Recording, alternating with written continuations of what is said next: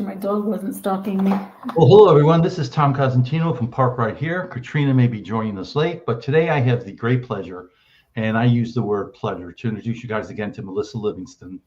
Even though I spelled her name with two L's, my apologies. It's all good. But she just recently had DBS, and she wants to share her story about what the thought process was, how was the situation, what she's looking forward to. And we're going to play that game, how many tangents can we go on? So that's always a fun game that with Mellissa, I think I'm going to have to raise it from 5 to about 10. Because I think her, like my mind, goes bing, bing, bing, bing, bing, bing, bing, bing. Oh, yeah. And that's a good thing. Well, world, this is Mellissa. Mellissa, welcome to the world. Welcome to the world. I'm brand new. I got my cyborg parts on and everything. Yeah, she's all dressed up for us today, too. Yeah, I actually put on grown-up clothes and everything. I figured, at least once this week, I should probably not pick my kids up every day this week in pajamas and drop them off in pajamas. So. Well, I like to wear sweats, which is a lot like male pajamas. That's the same thing, Yeah. Well, just for women, we call it loungewear. But this morning mine had Bluey on them, so they were quite obvious in there. So I was like, I should probably try to be a person a little bit more. I'm just coming out of that like post-surgical like funk kind of thing, where I'm starting to feel a little bit more normal. I thought this was going to be easier than it has been, so that was a little bit of a surprise to me, Well, they do call it brain surgery. I don't know if I've ever heard the term easy with brain surgery. Maybe it was just my perception because, we're like kind of inundated with these images and information and everything as people with Parkinson's who advocate, and you're seeing it everywhere. And I think I got maybe just a little bit anesthetized to like just the whole gravity of the situation, because I came out of the first. For a moment, I dropped something. Uh-oh.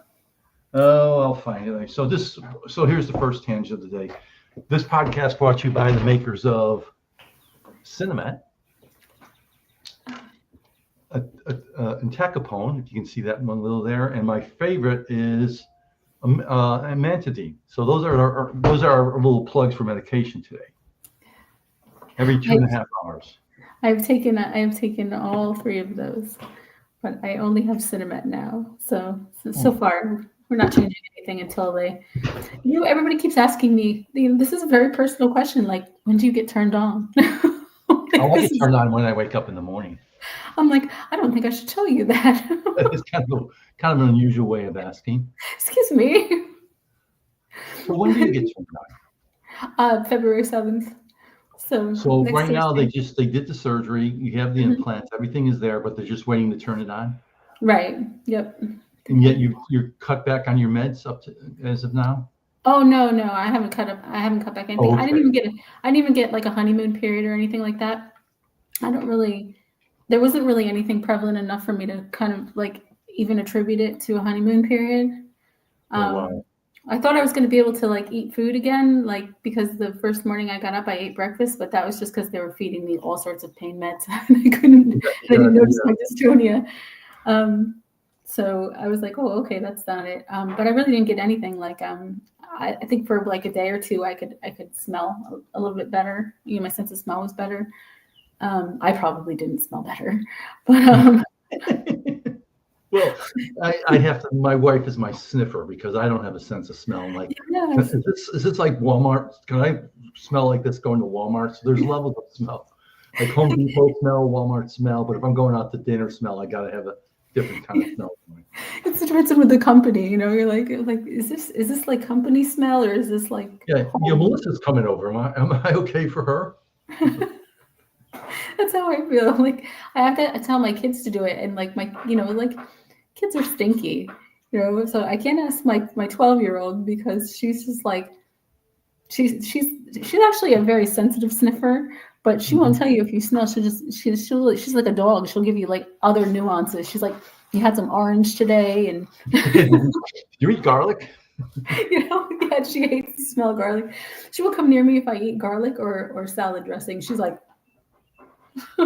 God.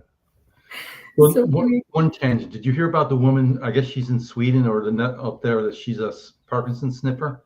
And a study yes, she can smell Parkinson's. Apparently, we smell musty.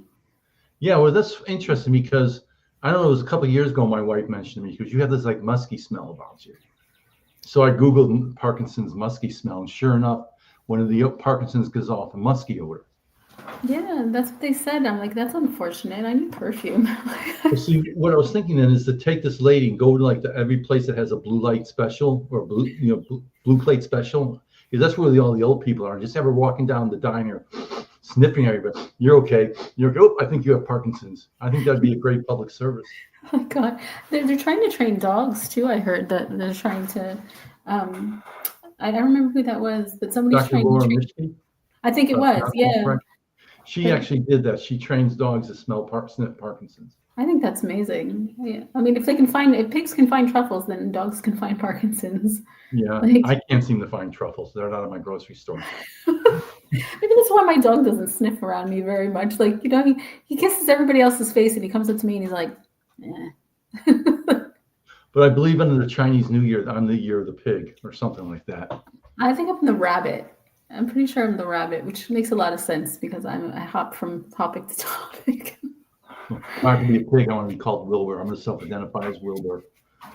I think that I think that DBS though, like for me it was like a last resort, not a last resort, but I was kind of saving it for like, all right, so if nothing else mediates this, like I've got this as my backup, like my ace in the hole kind of thing. But it seemed so extreme that like I didn't want to just pull it out of my pocket, like, all right, I'm going to do this now. Oh, absolutely. Yeah. But in hindsight, I really should have, because I allowed myself to go down, a rabbit hole of chasing symptoms and trying to like kind of ameliorate everything. And by the time I had my surgery, my hemoglobin was so bad that like they did the same thing as when I had my hip surgery, where they were like, we might have to do a transfusion, which they didn't do a transfusion for the brain surgery, but afterwards they did, because I dipped. Your normal levels are between 11 and 14. I walked in there at 7.2.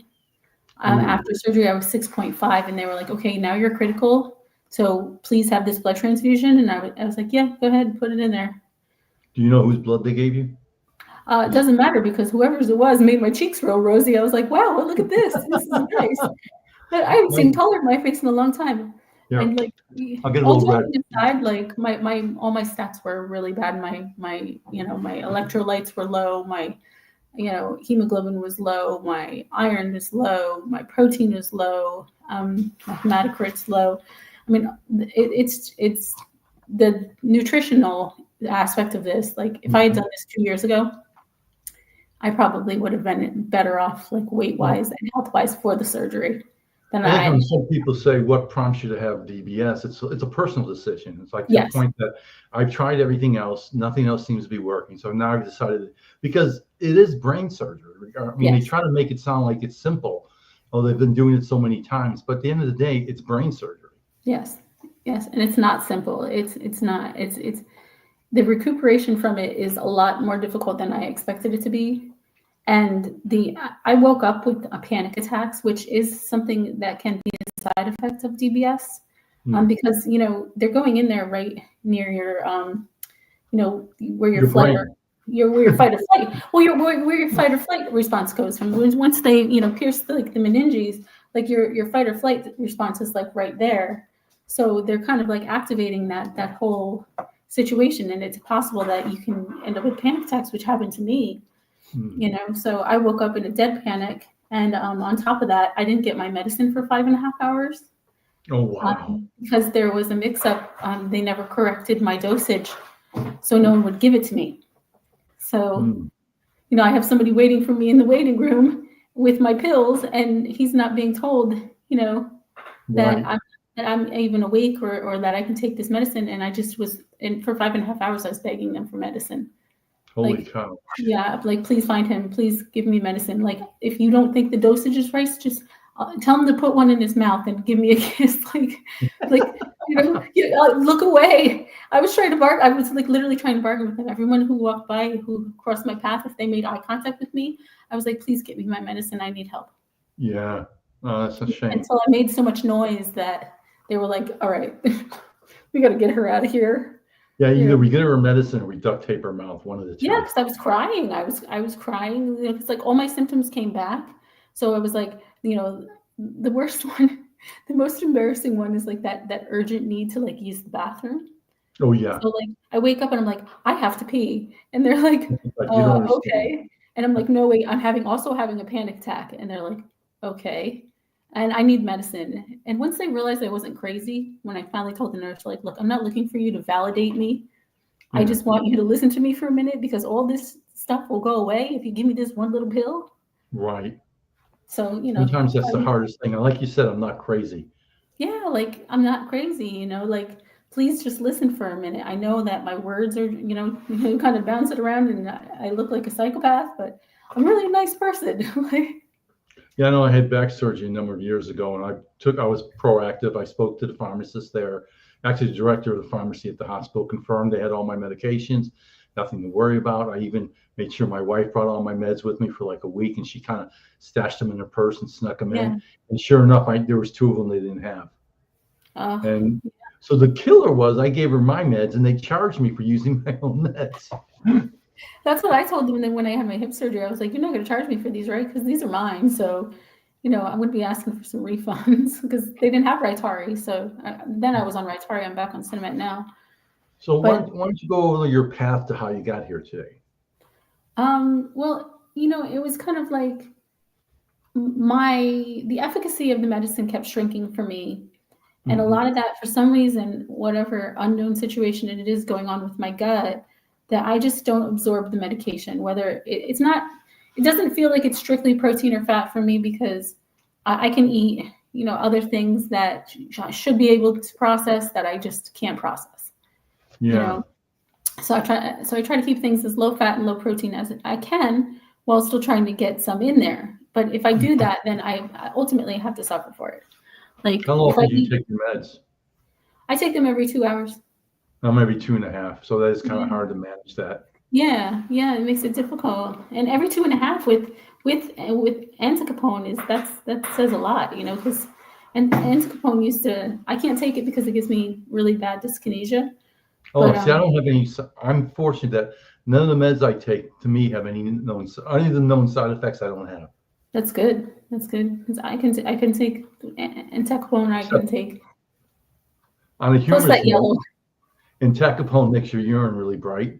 Oh yeah, And someone in the group asked me, "Well, how is it with entacapone?" I said, "Well, it does turn your urine bright, so I can't go to the pool and pee anymore because you have everybody to give knows." a pee. You have to give a pee sample. I had to give a sample because like if you still have uterus, even if I'm turning 50 this year, go figure. They used I to have don't to have get a pregnancy test. And I'm like, so she's like, she looks at the sample and she goes, are you hydrating? one. And I started cracking up. I said, I take this stuff called entacapone. And she says, oh my gosh. And I told her about it. And she goes, oh my gosh. She said, I'm so embarrassed. It's like the medical version of asparagus, except it doesn't smell like it. Right? Like, don't sniff it. And That's she even funny. told me, she said, just a couple of drops. It's just for a pregnancy test. I was like, pregnancy test? Oh, for crying out loud, I'm 50. Yeah, It's I'm not time for worried. That's one thing I'm not worried about. no, it's like, oh, but so, as I was going through all these different medications and most agonists don't work for me. Amantadine made me extremely depressed. I can't take that. The fact that my doctor now has it listed as an allergy. Mm. Rytari kind of, slowed down and stopped working for me. So I switched back to Cinemet and so on and so forth. It got to the point where I was like, okay, I need to do this. But I was in the process of moving. So it's taken me this long because I had to find another doctor and I had to, start the process of DBS over again. I had started Oh, it a year ago, April. So that's really like the delay in it. And then they were like, okay, we're going to fast track you, which I was like, yes. And they yeah. did until it was time to schedule appointments for the surgery. And then they were like, okay, January. And I'm like, no, I can't wait that long. I'm suffering. Now, give it to me for a Christmas present. That's what I wanted. Originally, my first surgery was scheduled for December 9th, but then they had to change it because the doctor had a conflict, which, that's kind of a problem. Yeah. And I was like, oh, this is going to be a nice Christmas present. But in hindsight, like, I wouldn't have been prepared. I would not have been prepared. So I'm See, glad that that's I can give my kids a nice Christmas and, and stuff like that. So this is yeah, their after. nothing scares me anymore, but the idea of having DBS, I'm scared. I'm hoping that I never have to be a candidate, but that scares the living hell out of me. And That was people my such hope. as yourself, I got so much respect for anyone willing to take that step, just because I know how bad Parkinson's can be. Yeah, it's the hardest part, I think, is just having all this discomfort from the surgery, and it's not a great amount of discomfort, but it's enough that it's noticeable. And for me, I'm one of those people that if I'm not comfortable, my symptoms are like, here we go, watch this. So like, I don't even have my regular tools to kind of satisfy my discomfort when I'm in an off cycle, which I am so many times a day. Every time I eat, like I actually had 2 oatmeal cream pies. So my meds wore off. So here I am. Hello. So I'm suffering. I don't have cameras. I'm just waving to you. Right? I'm like, hey, how's it going? I just really like people. But I do think that was one thing that I didn't take into consideration, was how being in discomfort was going to affect me when I'm already in discomfort, because this 2 weeks of waiting to turn this situation on. Oh, sure. Stressful. It's been like almost interminable. Like I'm like, oh my gosh, there's still 9 days. Like, yeah, to me, I tell people stress to Parkinson's is like gas on a fire. It just doesn't go well. yeah, no. I feel like I'm like a constant dumpster fire. I'm just running around.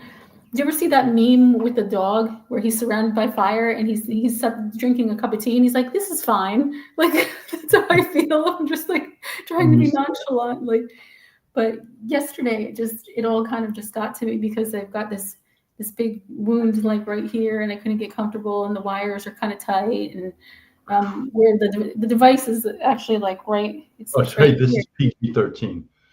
Yeah, like it's not that low. Sure.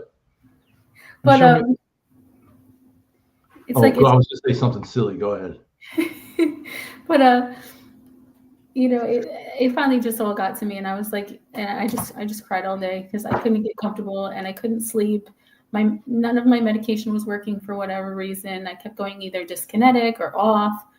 So I was getting about a half an hour in between every 2 hours, and I was like exhausted, and I just was crying all day. So yeah, it's almost like you ask your doctor to put you into a medically induced coma for a couple of weeks. I said like, the suggestion was, can I do anything for you? I was like, well, if you could pistol whip me, knock me out for a little bit. So that's not legal. I was like, okay, well, second choice then, no, just pray for me, because I'm very uncomfortable. It's getting better though. The one thing I do have to say is the recuperation is like, it gets a little better each day. Just like any situation, it gets a little better each day. And if you're going to go through it and you've made the decision, like, it is hard, but my advice would be, one, don't wait until, you've exhausted all your options, because the health problems that I've had, because I'm not the best healthy body that I've ever had, could have been, my whole recuperation could have been better if I had done this at a point where my health was better. So like, don't wait till you've got nothing left, like I did. Like, right. Because, my engine was running on like fumes. Like, please go. Well, most of the people I've talked to in the past said, knowing what they know today, they don't regret having the surgery. No, I don't either. What I do regret is just not taking it. No, I don't even think it's not taking it as seriously, because I went into this with like a whole lot of gravity. Like I was actually very kind of prudent in this situation where I was weighing my options and everything. Like I took my sweet time making a decision, but I was nonchalant about the recovery. I think I would have done a little bit more research on that. And how did you wrap your head around all this? Yeah, like, and I would have asked him not to put the lead in where my part is, because I've got this weird like Donald Trump style like comb over thing going on that I'm very upset about. And your hair is almost the same color as his skin. Yeah, it's like it's so light because all my gray is starting to come out, and I'm like, oh, my secrets are all out. I can't dye my hair for 3 months. See, I have what's called traders, not deserters. My hair is going gray, but it's staying there. It's just trade becoming gray. I How hope far do you mine think? comes back. Yeah. Whenever I get a haircut, I have the black, little apron thing they put Oh around yeah, you. It's like, can you use a different color, please? Something that doesn't, contrast with the silver or the gray in my hair. right. Do a little like give me like a white one or like something with like a pattern on it so you don't notice it as much. So And I'm I curious, said, when did you first start this idea of going to DBS?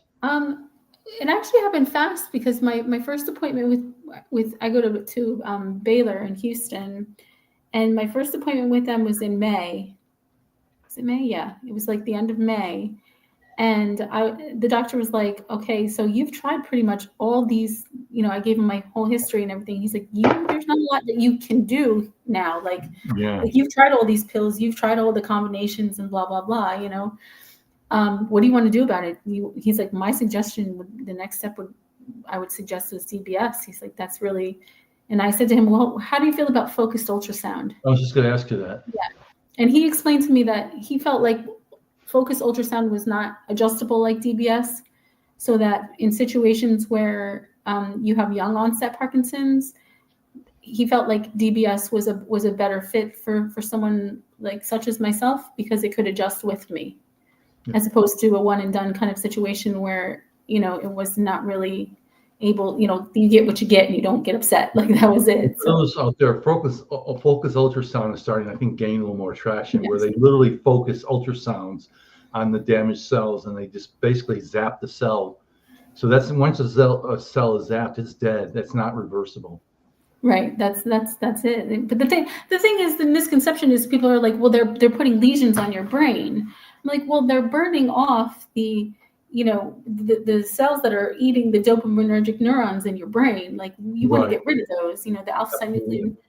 We want to get rid of that. That's the bad guy. The problem is that it does sometimes leave a shadow and then causes other problems in reverse, but there hasn't been too much feedback on adverse reactions. I know a couple people who got focused ultrasound. They don't give a lot of feedback on it. They don't talk about it very much.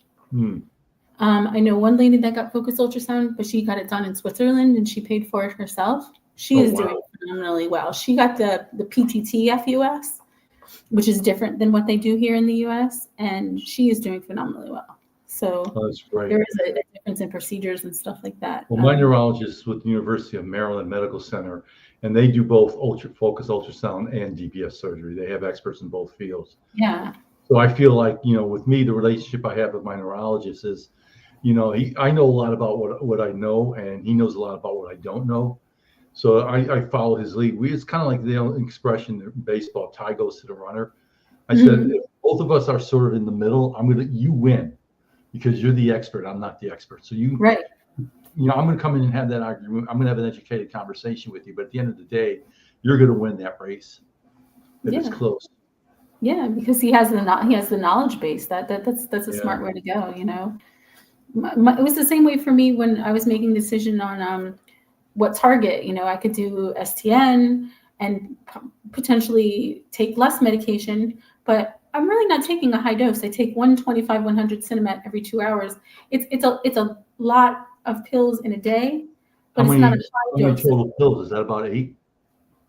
I take 12 because I wake up in the middle of the night. Well, it's actually more like it ends up being about 9 because sometimes I sleep through it, just a little bit. But that kind of stinks too because once I've gone over an hour, like I wake up and I'm like, and it takes me about an hour to get back to sleep. So it's like, I like who sleeps? My prostate keeps me awake at night. I think everybody's prostate keeps me awake at night. Yeah. One of the benefits I just go for everybody because once I'm off, the overactive bladder kicks in, and I'll get up and use the bathroom and use the bathroom. And one night I was up 10 times in an hour. I'm like, this is tragic. It's like it's comical. Yeah, I was taking the carbidopa, levodopa. I was taking total 6 tablets, one every 3 hours, 1.5 every 3 hours, so 6 a day. And I talked to because I was starting to have those off periods. So what if I take one every 2.5 hours? I'm still taking 6 a day, but instead of going, I'm hoping to take the on time, off time, make those waves a little bit less wavy and smooth it out, kind of like my own version of Rotary. Right. That worked for me too, and it kept me from going dyskinetic. But unfortunately, it does not help, mitigate this whole eating situation. So I don't know. I'm not. My doctor was not even remotely convinced that DBS was going to influence the diet issues. So we'll probably have to solve that a different way with a different medication, possibly subcutaneous or maybe the Crexon or something like that. Maybe different. Everyone I've spoken to that had taken Crexon seems to be off of it. Yeah, And by the way, we're not doctors. We don't pretend to be doctors. Yeah, we don't know a lot about this sort of situation, but don't take us at our word if we say it's good or bad. It's a high dose, though. I mean, it's a high dose to be taking a one pill of, and I take a 25/100. I take 100 milligrams. What am I going to do with 280 milligrams? I'll be my dyskinesia looks like I'm chubby checker. I'm literally like this. Come on, baby. Like to the top, my top half wants to do like this, like a shimmy, and my bottom half wants to do the twist. So I literally look like I'm rub your head and trying to rub your head and pet your belly at the same time. Be able to. I can pat my head. That's automatic. It's to rub the belly part. I'd like to say, people such as yourself, you're an educated consumer. You understand the nuances and you do the readings. There was someone on the call, was on Tuesday, says she switched to the Crestone, but the doctor gave her the highest dosage possible, and she kind of had a really bad, after 2 days, she had to get off of it. And not trying to be, I asked him, why did you take the highest dose possible? Doesn't seem to make sense. Because there's 3 different dosage. Why didn't you start with the lower dosage and then work your way up to see how you react to it? He goes, well, that's a good question. I don't know. I'm like, well, he didn't suggest it. I mean, I would have a conversation with him saying, why did you put me on this heavy dose when you could have slowly, weaned me onto it? Yeah, almost like titrating. That would make more sense to me. Because none of these medications are a 1-for-1 exchange. No, and especially with the dosage levels. And when I switched from Cinemet to Rytary, my doctor had never. I asked her for it, and my old MDS when I was still in Pennsylvania, and she had never dosed anybody with Rytary. She didn't even know what the correct dosage was, so she went and looked it up, and she was like, "Okay, you have to take." I was on the lowest, like the 37.5, whatever, 95, and she told me to take 3. Start off with 1, 3 times a day, and then move up to, by the end of 2 weeks, to 3 pills a day. There was no way I would have not have survived the dyskinesia. It would have been so bad. So I went with my own gut, and I took just 1, and I was like, I'm fine on this one. Like, this one is good. So that's what I stuck with for a while. When I started the amantadine, I started weaning off dopamine agonists and weaning on. So he had me slowly, while he was weaning me off the ropinol, which is a dopamine agonist, he slowly introduced the amantadine to me, and it was a very smooth transition. That's good, because especially going from one to the other, like I went off the ropinol really fast. I went off the amantadine. Part of my problem is too, I'm very sensitive to like dopamine agonists, stuff like that. And then I have the impulse control issues. So yeah. That's scary. You with impulse control issues. It's funny enough. Scary. I lost my mom when I was young. That's not the funny part. So a lot of like my medical history and stuff like that, like my dad didn't really know. My grandma, who I ended up living with, like she didn't really know like the whole full crux of it. But anyway, like apparently when my grandma took me to like a neuropsychologist because I was having anger management issues and stuff like that. Like, hello, my mom had died, and they diagnosed me with impulse control disorder. They were like, you have a. And I thought, and when she told me, I didn't realize that was a diagnosis. I was 15. So this whole life, I'm like, I have impulse control issues, but I had impulse control issues my whole life. And I never actually thought about it or knew about it until I got Parkinson's. And I was like, why am I doing this? I was doing some crazy things. I worked at two different bars, and I was doing some crazy, risky type things. Ooh. And I was like, I need help. And I went to a doctor, and the doctor was like, you have impulse control disorder. You should be, they looked at my records from, many years ago and found it. And they were like, yeah, this is your problem right here. So my doctors tend to keep me off agonists. Yeah, one of the side effects of agonists is it can play into that impulse control. Yeah. So I was like, when did they put me on the patches? Oh yeah, I heard of the patch. Yeah, and they were like, okay, we'll do the patch, but we're going to watch you closely.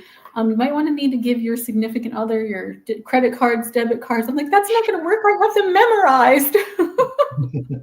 You ever think like the whole medication game is like playing Wheel of Fortune? You spin the wheel and you see where it lands, and sometimes you hit $1 million, sometimes you hit bankrupt and lose a turn. Kind of like life is Wheel of Fortune. It's like. But my neurologist was talking to me once because the ropinol can lead to impulse control issues. He goes, and I love my neurologist because he's got a good sense of humor. He sort of gets me. And I said, yeah, doc, I think I've had an issue lately with some impulse controls. And he's like, well, what's going on? I said, well, the other day I went to the store and I bought 3 pairs of khakis. And he kind of goes, I said, that's it. I bought 3 pairs of khakis. And he goes, stop it. But that's the worst impulse control I had, is I bought 3 pairs of khakis. Oh, mine was rougher than that. I mean, it wasn't terrible, but it just like, being a single parent, you just don't want to do some of those things. So yeah. But I used to tell people, it was like, I had so many Coyote Ugly moments, I shouldn't have any arms left. But strangely enough, that doesn't do well in a room full of people. That just makes them feel uncomfortable. It's like, I can see that. Oh, ouch! I forgot I had a little.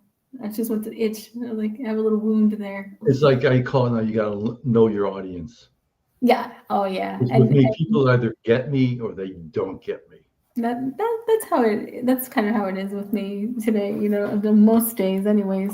Especially, but we have this weird thing in my family when we're either under duress or tired, which can also be the same thing. We get funnier. So I feel like my sense of humor has improved since I've been diagnosed with Parkinson's. I give you credit. You have a great, watching some of your videos, you've got a great sense of humor, and that's one of the things I did one that took me like the longest time, about like having to constantly go to the bathroom before I take my kids to school. And I thought it was so funny. And I was like, people are going to love this. They're going to find it so funny. It was one of my least watched videos. I was like, a lot of thumbs down. They're like, this took me 3 hours. I belong to a volunteer I'm an ambassador with the Davis Finney Foundation. Yeah. And one of the fellow ambassadors after a while said to me once, he goes, Tom, I just always thought you weren't deep and you told jokes. That's all you. I said, his name was Joe. I said, Joe, I'm the deepest thinking person you've ever met, but I don't tell jokes. I do humor. There's a vast difference. Yes. Humor is different than humor's. I try to make fun of situations that just sort of pop up. It's like I find myself sitting here at times listening. Just my brain is just listening and absorbing information, and I try to, it's like constantly saying, how can I put these two different things together and make them funny? So that's why I say you got to know your audience. Sometimes it works, sometimes it doesn't work, but it's just so interesting when you see a particular twist on something in life, and then you just see that, and it's just funny. And sometimes you're the only one who sees it, and then you're trying to explain it to people, and they're like, no, we're not. You remember that movie Wayne's World? Up here is yes. Tom's. That's how I feel. Like inside my head, this was really funny, but I just couldn't get it outside to you. Well, I did a lot from my mom. We went to Ireland a number of years ago. Her maiden name is O'Shaughnessy. Oh, and nice. We were at this, I guess there's like 12,000 St. Mary churches in Ireland. Oh, we're looking at the tombstones where there's O'Shaughnessy's buried. And as I was walking in the yard, I stopped and looked at one in particular, and it said Timothy O'Shaughnessy died April 16th, 1959. Now I was born April 16th, 1959. Oh, wow. So because the way my warped sense of humor was, I called my mom over. I said, Mom, I don't understand this. The minute we got here, I felt compelled to come here. I started walking to this side of the grave cemetery, but just for some reason, I felt like I had to come here to this particular gravestone. And I looked at it, he died the day I was born. And I'm wondering if some reason, as my soul was coming down from heaven, this was going up, somewhat touched. And there's a connection that drew me here. She just goes, shut up. She gets me. she's like, it's just be quiet now. Well, that's how Shut it up. is with my kids too. You know, like my son was talking about I turned 50 in June, so he's like, oh, for your 50th birthday, he's like, you know what we should do?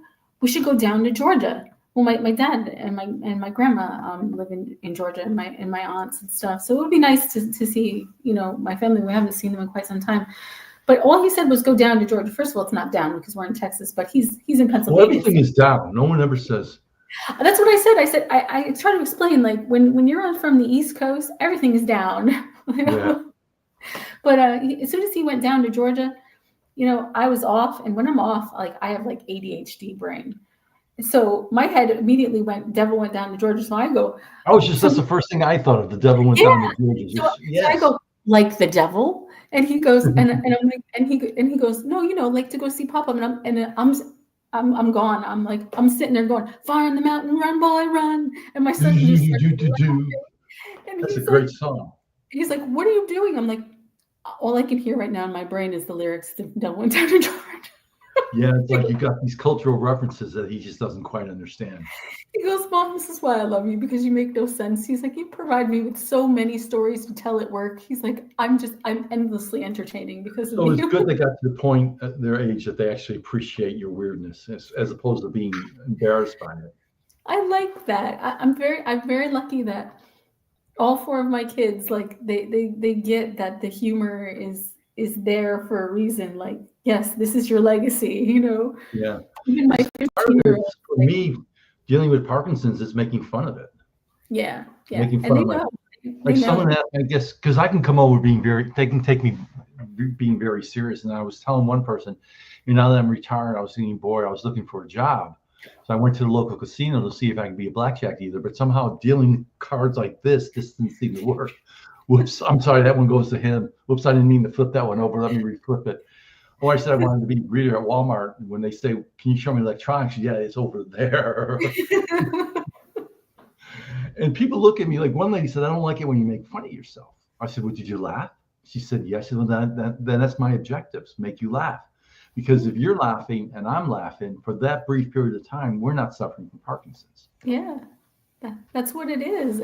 And you get that quick minute of connection, and that's really all it is, like I feel like if you can't laugh at some of the things that are going on in your life, then like what gifts do we have? Like one of the few gifts that we have to give to others in our short lives is the ability to transmit joy to someone else, and jokes are one of the ways that you can do that. So yeah, I like to say I want to be a lightning rod for stupidity. Open my arms, engulf it. I married one of those. He can have it. I'll take my jokes. I always was the funny one. Well, it's funny. I'm looking at my kids get such joy because I consider myself to be a smart person. But when they found my grade school report cards, it's like Tom could do better if he only knows how to keep his mouth shut, basically. Tom talks a lot in class. I've always been a talker. I got that too. Too chatty in class. I remember one of the proud moments of my life is like I'm running home from kindergarten and say, Mom, I went the whole morning without talking, which is like 4 hours. I'm so proud of myself. And I think, well, that's probably the last time in my life that I've gone 4 hours while awake that I haven't talked. Me too. It's always under duress. And, I find myself, like if we're in a conference and we're just like, we're 4 or 5 of us, and someone doesn't talk and is silent, I sit there and I say, please, somebody talk. For God's sake, because I feel this urge that if there's nothing going on, I feel like I got to start something. But I'm like, God, please let somebody start talking. Because if they don't, I have to talk. It's like my brain can't stand silence. I'm like that too. I have to fill in the blanks. And I used to have people tell me, like in the past, like, you don't have to create the conversation. You don't have to fill the silence in the room. It's okay to have silence in the room. And I'm like, no, it's not. But is it really though? Yeah, God. It's like I tried taking a mindfulness class to sort of get over this and work on it. And one of the things they did was they had you like lay down, close your eyes, and start imaging your body. You saw like the pinky, you work your way up to your big toes, then your ankles, and you just sort of like just look at your whole body. Yeah. And about 20 minutes later, they finished, and she said, "Well, how was it?" Of course, nobody was talking. I said, "Okay, I'll tell you what. It was awful. It was the worst 20 minutes of my life. After I got from the the pinky to like the middle toe, I was lost.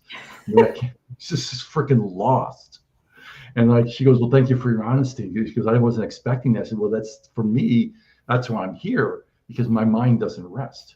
Yeah.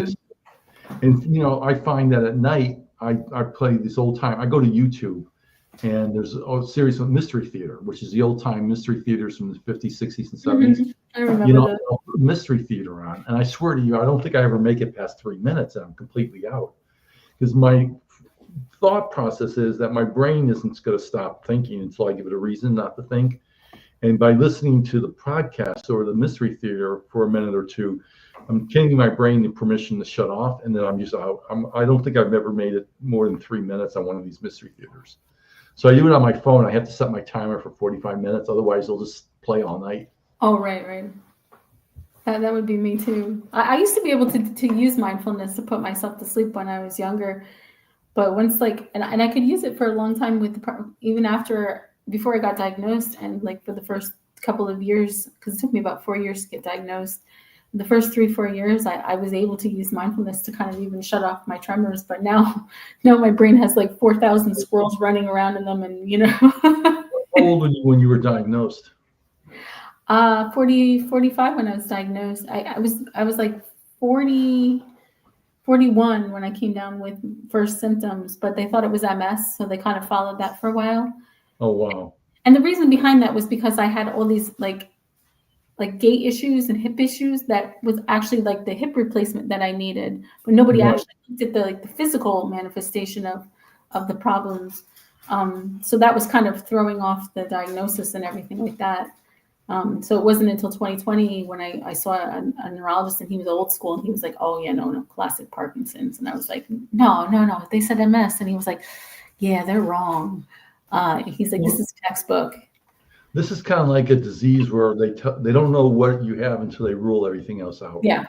And when everything else has been ruled out and all that's left is Parkinson's, they say, "I think you have Parkinson's." Yeah, then they're like, I don't think anybody really likes to give that diagnosis. I can imagine it probably doesn't feel good on the doctor's side either, because like I cried, and he was like, "Oh my God, no, don't cry."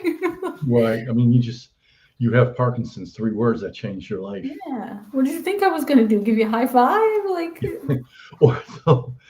I know when I was first diagnosed, my neurologist was trying to be nice, and he goes, "Well, for having Parkinson's, you have the best kind of Parkinson's, which is tremor based." yeah. Like, I appreciate that, but that's like saying instead cutting off 5 of your fingers, we're only going to cut off 3.